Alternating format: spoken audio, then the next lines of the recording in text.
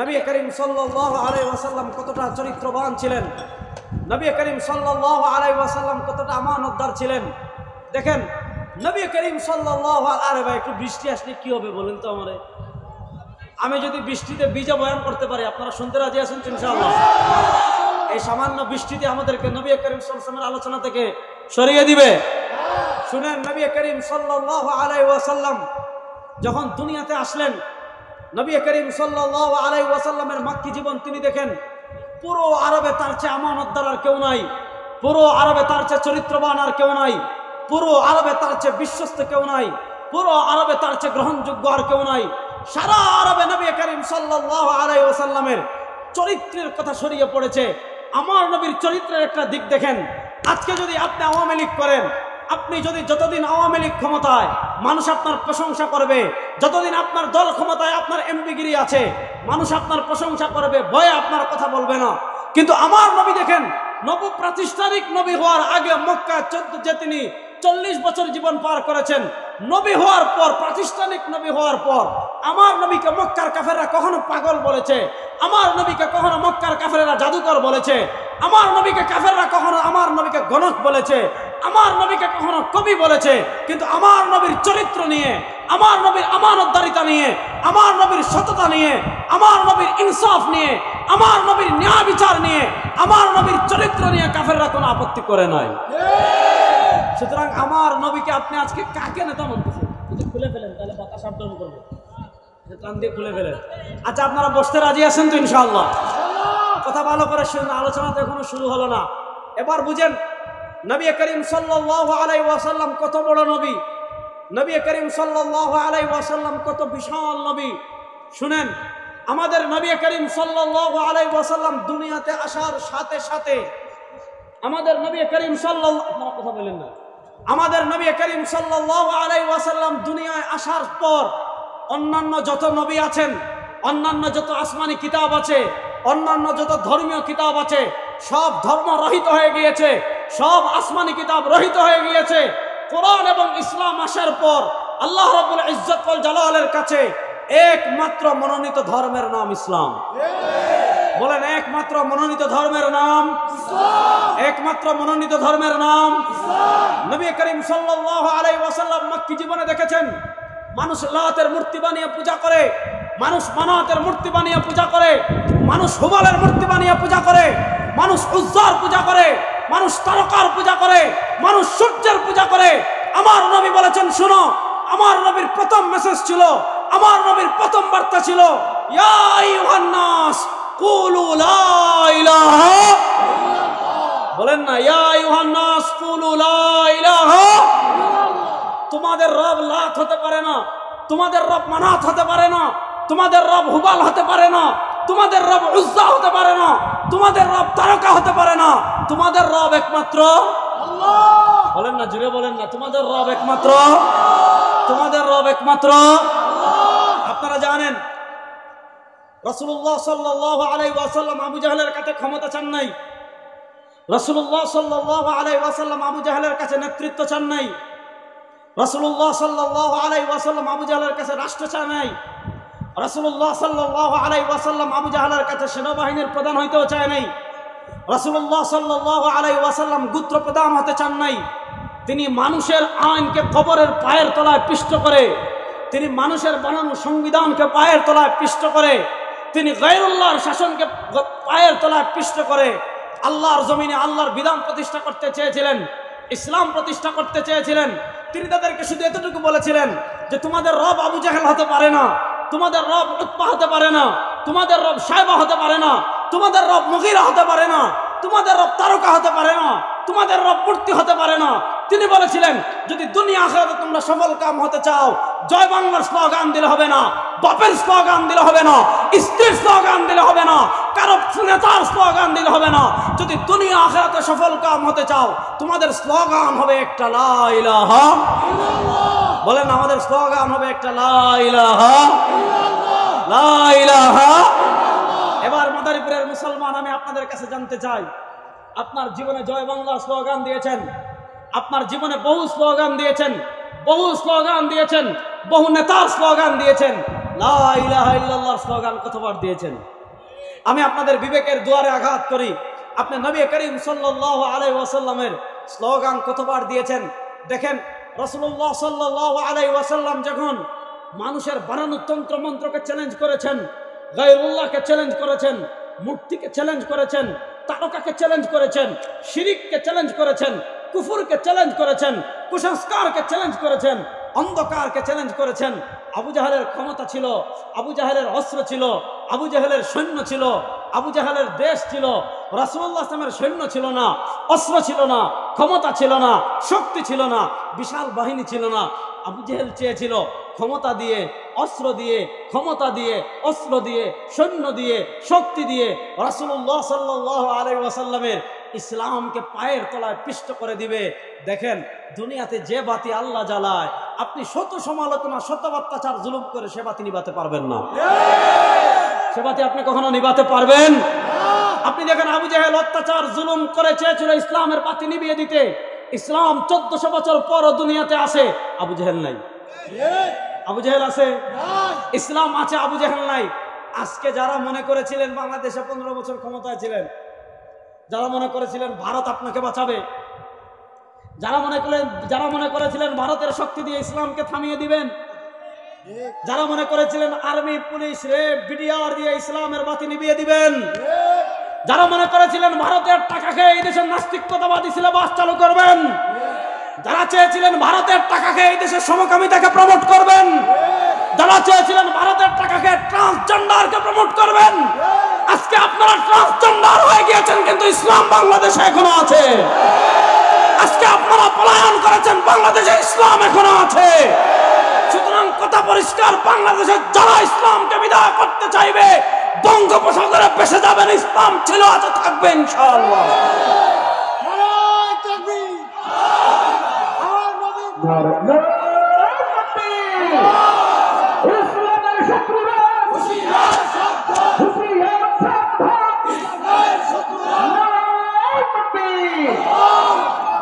দেখেন যেই নবী করিম সাল্লাল্লাহু আলাইহি ওয়াসাল্লামের শান কত বিশাল, যেই নবী করিম ইসলামের মর্যাদা কত বেশি। ওয়া রাফা'না লাকা যিকরাক, আলাম নাশরাহ লাকা সাদরাক, ওয়া ওয়াদা'না আনকা বিজরাক আল্লাযী আনকাযা যাহরাক, ওয়া রাফা'না লাকা যিকরাক। যে নবীর শান মান কত বেশি। আল্লাহ বলেন, ও আমার হাবিব, আপনার সম্মান মাদারীপুরের কেউ বাড়ানো লাগবে না, আপনার সম্মান শরীয়তপুরের কেউ বাড়ানো লাগবে না, আপনার সম্মান বাংলাদেশের কেউ বাড়ানো লাগবে না, আপনার সম্মান দুনিয়ার কেউ যদি না বাড়ায়, ওয়া রাফা'না লাকা যিকরাক, হাবিব আপনার সম্মান আমি আল্লাহ বাড়িয়ে দিয়েছি। দেখেন আমার নবী করিম সাল্লাল্লাহু আলাইহি ওয়াসাল্লাম কত বিশাল ছিলেন।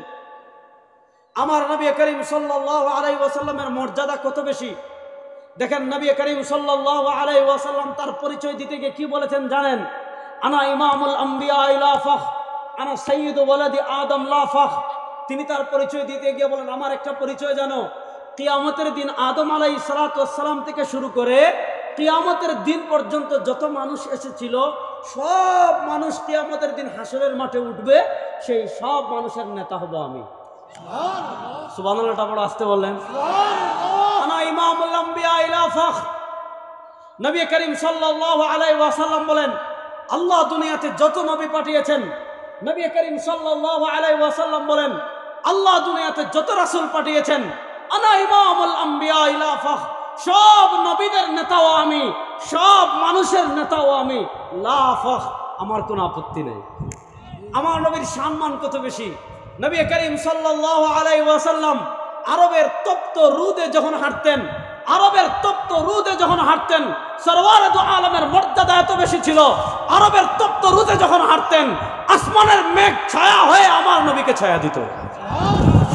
আমার নবী করিম সাল্লাল্লাহু আলাইহি ওয়াসাল্লামের সম্মান কত বেশি ছিল। এটা একটু ধরেন, ধরে রাখেন, আজকে যা হবার হবে ইনশাআল্লাহ। রেডি আছেন তো? ইনশাআল্লাহ একটু ধরে রাখেন।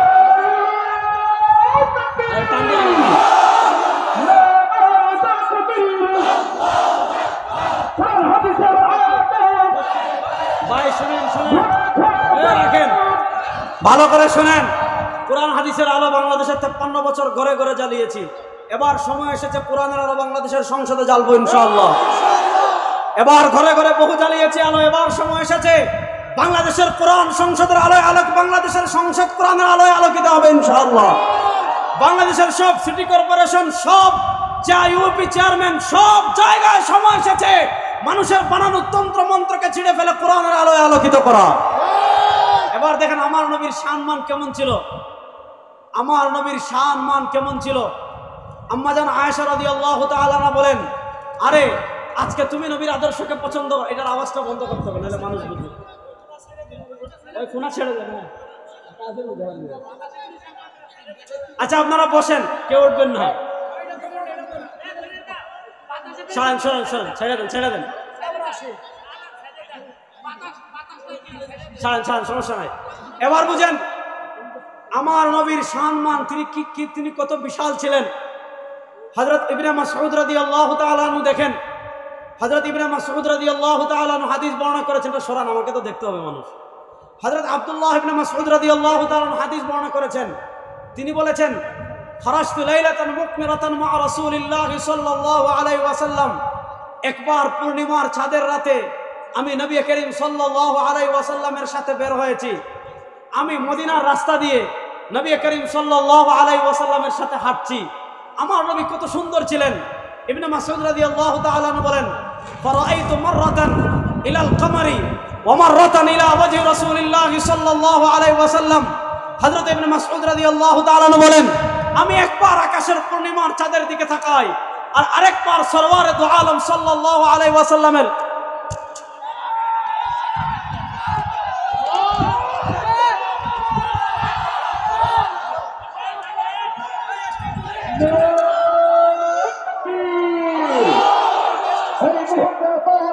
ভাই আমার কথা শুনেন।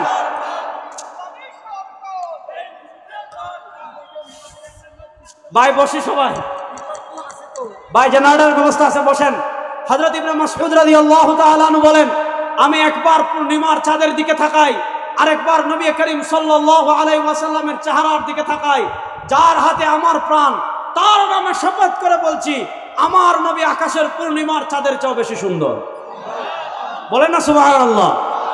নবী করিম সাল্লাল্লাহু আলাইহি ওয়াসাল্লাম এত কষ্ট করেছেন, যেই নবী পূর্ণিমার চাঁদের চেয়ে বেশি সুন্দর, যেই নবীর গায়ে মশা বসতো না, যেই নবীর গায়ে তোমার মাছি বসতো না। আমরাও ঘামি, গরমে আমরাও ঘামি, আমরা ঘামলে দুর্গন্ধ বের হয়। আমার নবীর শরীর থেকে যে ঘাম বের হতো, ওই ঘাম মুবারক মেস্টে আম্বরের চেয়ে বেশি সুঘ্রাণ ছিল। আম্মা হযরত আসমা বিনতে আবু বকর রাদিয়াল্লাহু তাআলা আনহু বলেন, আমার কাছে একটা শিশি ছিল, ওই শিশিতে আমি নবী করিম ইসলামের ঘাম মুবারক রেখেছিলাম। আমি আল্লাহর নামে কসম করে বলি, যখন মদিনার কোনো অনুষ্ঠানে আমি যেতাম, আমি পারফিউমও লাগাতাম না, আমি আতরও লাগাতাম না। নবী করিম সাল্লাল্লাহু আলাইহি ওয়াসাল্লামের ঘাম মুবারক আমি যে বোতলে সংরক্ষণ করে রেখেছিলাম, ওই বোতল থেকে একটু ঘাম মুবারক বের করে আমার জামায় লাগিয়ে নিতাম। আমি আল্লাহর নামে কসম করে বলি, আমার নবীর ঘাম মুবারকের সুঘ্রাণ মেস্টে আম্বরের চেয়ে বেশি।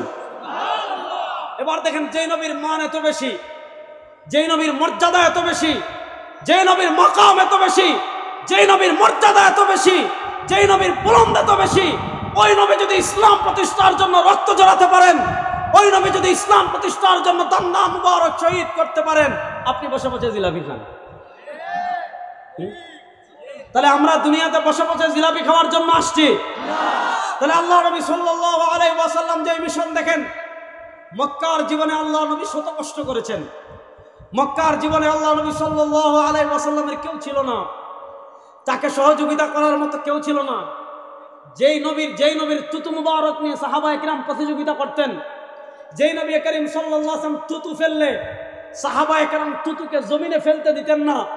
যেই সাহাবা নবী করিম ইসলামকে এত মহব্বত করতেন, আমার নবী করিম সাল্লাল্লাহু আলাইহি ওয়াসাল্লাম উহুদে আহত হয়েছেন, নবী করিম সাল্লাল্লাহু আলাইহি ওয়াসাল্লামের গাল বেয়ে রক্ত পড়ছে।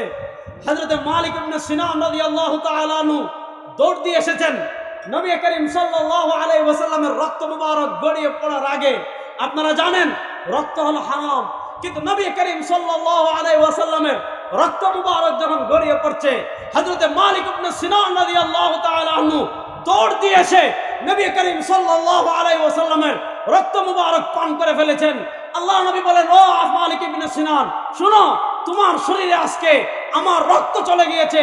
ইন্নাল্লাহ হারামা আলাইকাল জাহান্নাম, আল্লাহ রাব্বুল ইজ্জত ওয়াল জালাল তোমার উপর জাহান্নামকে হারাম করে দিয়েছেন। যে নবীর রক্ত মুবারক, নবী করিম সাল্লাল্লাহু আলাইহি ওয়াসাল্লামের রক্ত মুবারক সাহাবায়ে কেরাম খেয়ে ফেলতেন, সেই নবী ইসলাম প্রতিষ্ঠার জন্য কি করেছেন? সেই নবীকে মক্কার কাফেররা কি করেছে শুনেন। সেই নবীকে মক্কার কাফেররা কত কষ্ট করেছে, কত অত্যাচার করেছে। আল্লাহ নবী সাল্লাল্লাহু আলাইহি ওয়াসাল্লামের কথা বাদ দেন, মুসলমান ভালো করে শুনেন।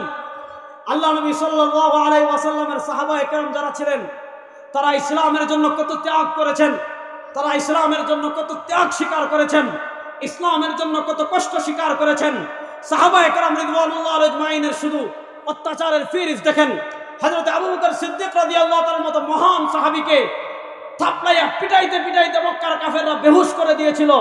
হযরত বেলাল হাবশী রাদিয়াল্লাহু তাআলা আনহুকে জামা খুলে আরবের তপ্ত মরুভূমিতে ফেলে রাখতো। হযরত বেলাল হাবশীর বুকের উপর পাথর তুলে রাখতো। গরমের কারণে বেলালের চামড়া গলে চর্বি গলে যেত। বেলালকে বলতো, ও বেলাল, তুমি একবার বলো ইসলামকে মানো না। ও বেলাল, তুমি একবার বলো আল্লাহ মানো না। ও বেলাল, তুমি একবার বলো নবীকে মানো না। সেই বেলাল কষ্ট সহ্য করেছেন, চামড়া গলে চর্বি বের হয়ে গিয়েছে, শ্বাস নিতে পারতেন না। আরে কাফেররা আমার বেলালকে হাত পা বেঁধে রশি দিয়ে মক্কার গলিতে টানাটানি করতো। বেলাল তখনও বলতেন আহা, বেলাল তখনও বলতেন আল্লাহু, বলেন না আল্লাহু। দেখেন, আপনি একটা জিনিস দেখবেন, যত জুলুম করবেন, অত্যাচার করবেন, মক্কার কাফেররা যত জুলুম করে, তাদের প্রজন্ম তত আগ্রহী হয়ে, কিরে এরা এমন কোন ছোঁয়া পেল, এরা মুহাম্মদ ইসলামের কাছে গিয়ে এমন কোন জিনিস পেল, যে জিনিসের সন্ধান পাওয়ার করার কারণে এদেরকে মেরে ফেললে এরা ভয় পায় না, এদেরকে অত্যাচার করলে এরা ভয় পায় না, এদেরকে জুলুমের স্টিম রোলার চালালে এরা ভয় পায় না। আরে কিসের ভয়? হযরত হুযায়ফা রাদিয়াল্লাহু তাআলা আনহু নবী করিম সাল্লাল্লাহু আলাইহি ওয়াসাল্লামের বার্তা নিয়ে রুমের বাদশার কাছে গিয়েছেন। রুমের বাদশার কাছে গিয়েছেন, তার সাথে দুইজন সাহাবী গিয়েছেন। গিয়ে বলেছেন, হে রুমের বাদশা, তুমি খোদা হতে পারো না, তুমি মানুষের খোদা হতে পারো না, তোমার মূর্তি খোদা হতে পারে না। তুমি যদি দুনিয়া আখিরাতে মুক্তি চাও, তোমাকে একটা তন্ত্র মন্ত্র বিশ্বাস করতে হবে, ওটার নাম লা ইলাহা। বলেন না, ওটার নাম লা ইলাহা। বলে, মোল্লা দাঁড়াও, তোমার কালেমার দাওয়াত বুঝাচ্ছি। তিনজনকে গ্রেফতার করেছে।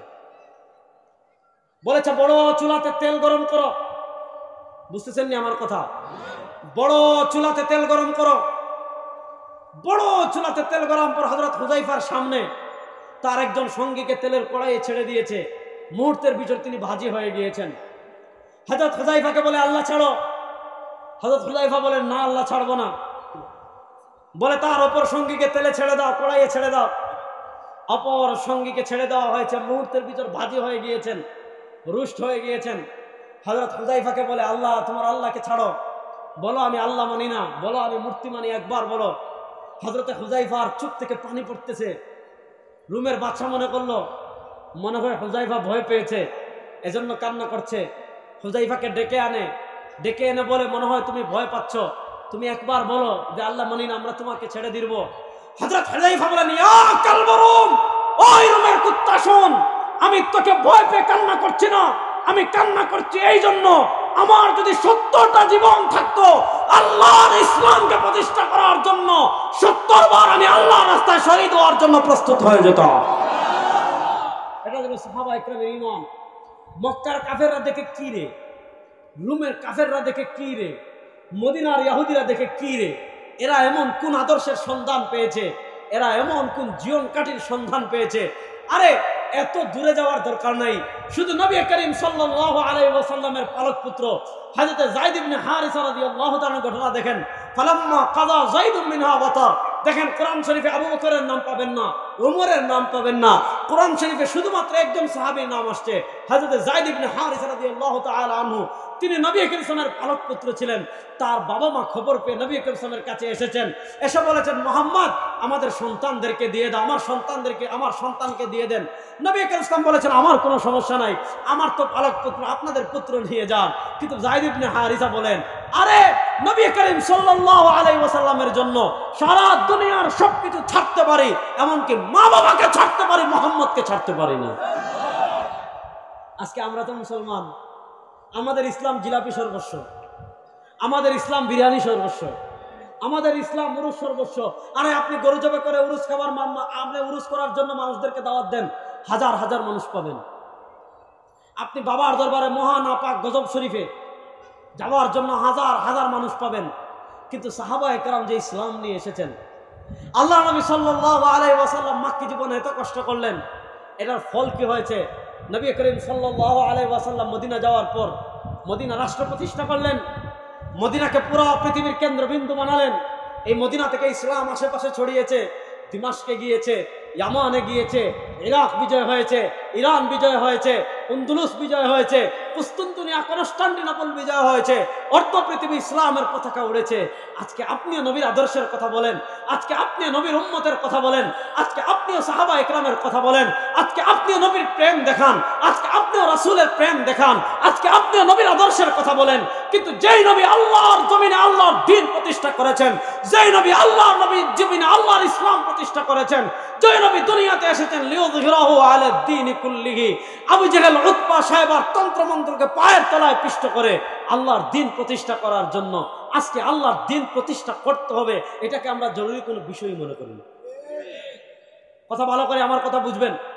নবী করিম সাল্লাল্লাহু আলাইহি ওয়াসাল্লামের মাক্কি জীবনে ইমারত ছিল না, ইসলামের কোনো রাষ্ট্র ছিল না। কারণ নবী করিম সাল্লাল্লাহু আলাইহি ওয়াসাল্লাম তখন কি করেছেন? সাহাবায়ে কেরামকে তারবিয়া করেছেন, সাহাবায়ে কেরামকে প্রস্তুত করেছেন, জিহাদ কিতালের জন্য মানসিকভাবে তৈরি করেছেন। রাসূলুল্লাহ সাল্লাল্লাহু আলাইহি ওয়াসাল্লাম মদিনায় যাওয়ার পর মদিনা সনদের কথা আমরা কম বেশি সবাই জানি, সেই আলোচনায় আমি যাচ্ছি না। নবী করিম সাল্লাল্লাহু আলাইহি ওয়াসাল্লামের মাদানী জীবন থেকে শুরু হয়েছে ইসলামের জয়যাত্রা। দেখেন, নবী করিম সাল্লাল্লাহু আলাইহি ওয়াসাল্লাম মদিনায় যাওয়ার পর দ্বিতীয় হিজরিতেই আপনি মনে করতে পারেন, শুনেন, ওয়ালান তারদা আনকাল ইয়াহুদা ওয়ালান নাসারা হাত্তা তাত্তাবিআ মিল্লাতাহুম। রাসূলুল্লাহ সাল্লাল্লাহু আলাইহি ওয়াসাল্লাম মদিনায় গিয়ে এক বছরও শান্তিতে কাফেররা থাকতে দেয়নি। বদর যুদ্ধ হয়েছে, উহুদ যুদ্ধ হয়েছে, খন্দক যুদ্ধ হয়েছে, একটার পর একটা, একটার পর একটা, একটার পর একটা, একটার পর একটা যুদ্ধ হয়েছে। কোন যুদ্ধ তারা হয়েছে? ইসলামের দুই প্রকারের জিহাদ আছে, জিহাদে ইকদামি আছে, জিহাদে দিফাইও আছে।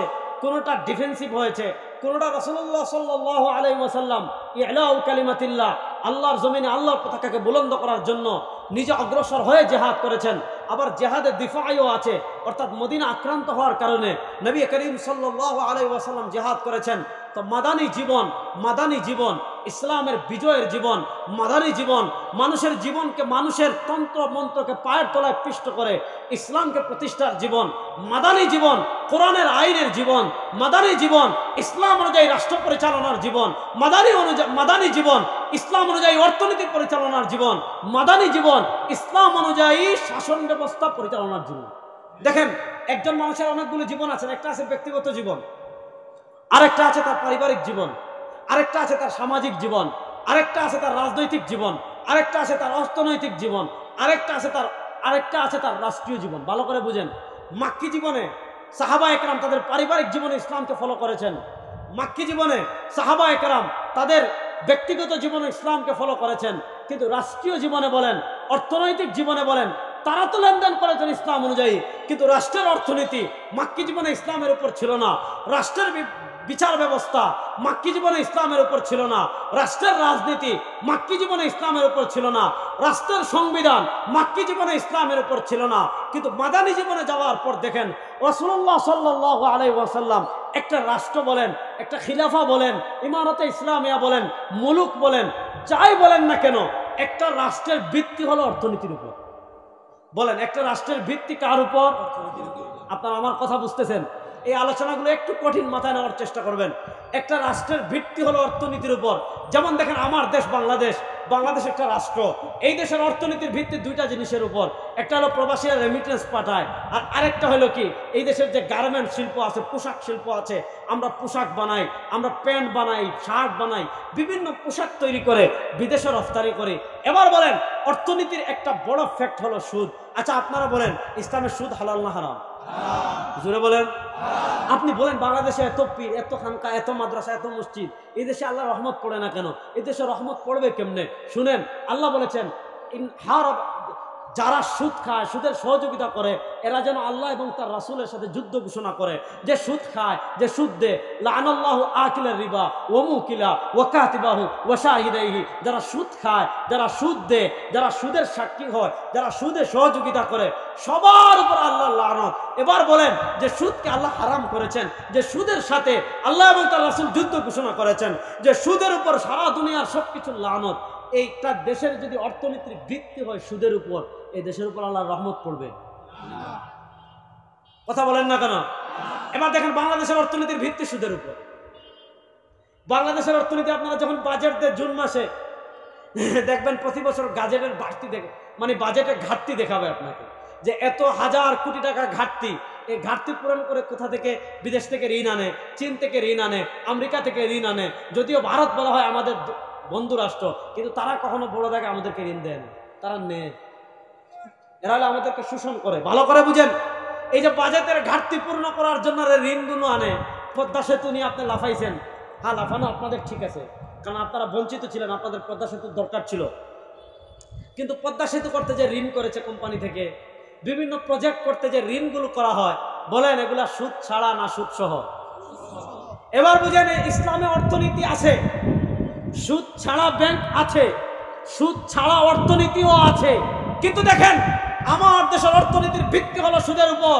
এই যতদিন সুদের উপর ভিত্তি থাকবে, বাংলাদেশ কখনো উন্নত রাষ্ট্রে পরিণত হতে পারবে না। আর যদি অর্থনীতিতে সুদ না থাকে, কথা বুঝেন, আপনার দেশের অর্থনীতিতে সুদ নাই, আপনার দেশের ব্যাংকিং সিস্টেমে সুদ নাই, আপনি বলতে পারেন যে হুজুর এখন তো পুঁজিবাদী অর্থনীতির যুগ। আপনি বলতে পারেন আবরার সাহেব এখন তো পুরা পৃথিবীর অর্থনীতি নিয়ন্ত্রণ করে বিশ্ব ব্যাংক। যেহেতু বিশ্ব ব্যাংক পুরা পৃথিবীর অর্থনীতি নিয়ন্ত্রণ করে, যেহেতু পুঁজিবাদী অর্থনীতি পুরা পৃথিবী নিয়ন্ত্রণ করে, এখন তো সুদ ছাড়া 100 অর্থনীতি পালন করা সম্ভব না। সুদ ছাড়া 100 ব্যবসা প্রতিষ্ঠান পরিচালনা করা সম্ভব না। সুদ ছাড়া 100 ব্যাংকিং প্রতিষ্ঠা করা সম্ভব না। আমরা বলি সম্ভব। এটা বুঝার জন্য খোলাফায়ে রাশিদিনের যুগে যাওয়ার দরকার নাই, এটা বুঝার জন্য আফগানিস্তানে যাওয়াই যথেষ্ট। আফগানিস্তান অর্থনীতিতে কতটুকু আগাচ্ছে আপনি যদি ঘাটাঘাটি করেন, দেখবেন আফগানিস্তানের রেস্ট্রিকশন দিয়েছে বিশ্ব ব্যাংক, আফগানিস্তানের রিজার্ভ আটকিয়ে রেখেছে বিশ্ব ব্যাংক, আফগানিস্তানের যতগুলো দাতা সংস্থা দান করেছে বিশ্ব ব্যাংকে সব ডলার আটকে রেখেছে। কোনো দেশ তাদের সাথে লেনদেন করে না, কোনো বড় দেশ তাদেরকে স্বীকৃতি দেয় না। কিন্তু শুনেন, যাদের সাথে আল্লাহ আছেন এদেরকে দুনিয়ার কেউ পরাজিত করতে পারে না। যাদের সাথে আল্লাহর রহমত আছে এদেরকে দুনিয়ার কেউ পরাজিত করতে পারে না। যদি তাদেরকে কেউ পরাজিত করতে পারতো, তাহলে আফগানিস্তানের তালেবানদেরকে আমেরিকা পরাজিত করত। কিন্তু আমরা দেখেছি 20 বছর তালেবানের সাথে আফগানিস্তান যুদ্ধ করেছে, কুত্তা মারা খেয়ে আফগানিস্তান থেকে পলায়ন করেছে। মুজাহিদরা বিজয় হয়ে আমাদেরকে এই বার্তা দিয়েছে, বাংলাদেশে যদি মুসলমান ঐক্যবদ্ধ হয়ে যায়, ইসলামের বিজয় হবে হবে ইনশাআল্লাহ। ইসলামকে পরাজিত করবে বাংলাদেশে কেউ পারবে না ইনশাআল্লাহ। কিন্তু সমস্যা হয় যে আমাদের ব্রেন ওয়াশ করে রেখেছে। এবার বলেন, আমাদের দেশের অর্থনীতি সুদ মুক্ত হোক, এটা কারা কারা চান না দেখে একটু হাত তোলেন। আমাদের দেশের অর্থনীতি সুদ মুক্ত হোক, কারা কারা চান দেখে একটু হাত তোলেন। আমাদের দেশের অর্থনীতিতে ঘুষ দুর্নীতি সুদ মুক্ত হোক, এটা আমরা চাই কি চাই না? সুদের গুনাহ থেকে আমাদের দেশের অর্থনীতি মুক্ত হোক, এটা আমরা চাই কি চাই না? এবার সুদের সুদের সুদের সুদের অভিশাপ থেকে দেশের অর্থনীতিকে যদি আপনি মুক্ত করতে চান, পথ একটাই আছে, ওইটার নাম ইসলাম। বলেন, পথ একটাই আছে, ওইটার নাম। কিন্তু আমাদের সমস্যা, আমরা ইসলামকে আজকে অনুষ্ঠান সর্বস্ব করে ফেলেছি। আজকে অর্থনীতিতে যে ইসলাম আছে, এবং আপনাদেরকে একটা সুসংবাদ দিয়ে যাই আমি, আগে তো নানা রেস্ট্রিকশনের কারণে আমরা পারিনি। আগামী বছর যখন বাজেট হবে, আমাদের জাতীয় উলামা মাশায়েখ আইম্মা পরিষদ থেকে আমরা একটা বাজেট দিব ইনশাআল্লাহ। বৃষ্টি আসতেছে, আমি লম্বা কথা বলবো না, শেষ করছি 2 মিনিটের ভিতর। অর্থনীতিতে ইসলাম বিজয় হোক, এটা আমরা চাই কি চাই না? আইন আদালতে ইসলাম বিজয় হোক, আমরা চাই কি চাই না? সংবিধানে ইসলাম বিজয় হোক, এটা আমরা চাই কি চাই না? রাষ্ট্রের সব সেক্টরে ইসলাম বিজয় হোক, এটা আমরা চাই কি চাই না? এজন্য আমি সবাইকে বলে যাব, আগামী 1 বছর আপনারা সবাই ভ্রাম্যমান দায়ী হয়ে যাবেন। যে যেখানে যাবেন, যে যেখানে কথা বলবেন, যে যেখানে যার সাথে মত বিনিময় করবেন, একটা বার্তা দিবেন দিবেন সবাইকে যে 52 বছরে বহু নেতৃত্ব দেখেছি, 52 বছরে বহু নেতা দেখেছি। নেতার পরিবর্তনে, চেহারার পরিবর্তনে এই দেশ পরিবর্তন হয় না, এবার নীতিরও পরিবর্তন হবে ইনশাআল্লাহ। আর ওই নীতি হলো ইসলাম। বাংলাদেশে বিজয় করার জন্য আমরা সব ধরনের মেহনত করবো তো ইনশাআল্লাহ। আল্লাহ আমাদের সবাইকে কবুল করুন। দিন বিজয়ের মেহনত করার তৌফিক দান করুন। আমিন।